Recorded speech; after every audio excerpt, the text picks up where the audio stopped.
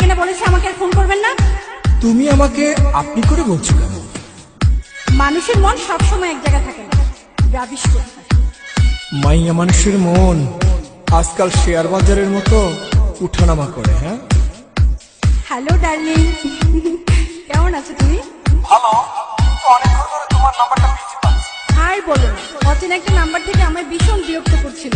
রাখো তো ওসব কথা, তোমার সাথে কখন দেখা হচ্ছে সেটা বলো। ভীষণ মিস করছি